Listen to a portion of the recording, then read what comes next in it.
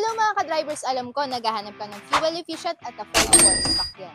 Kaya narito ang ilan sa mga fuel efficient at affordable na sasakyan dito sa Drive PH.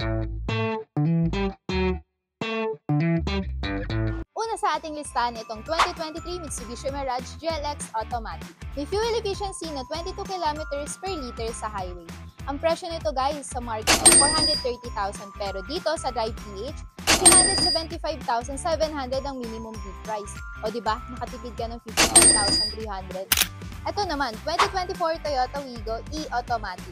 Ang presyo nito sa market guys ay 567,000 pero dito sa Drive PH, ang presyo lang nito ay 467,500.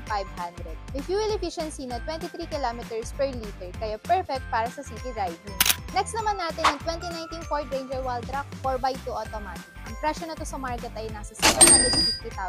Pero sa ating listahan, ang presyo lamang nito ay nasa 675,200. Nakatipid ka ng 74,800.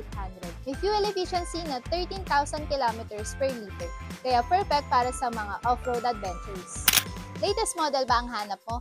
Meron dito si Drive, meron 2025 Mitsubishi Xpander GLS Automatic. Ang brand new price pa nito guys is 1,216,000.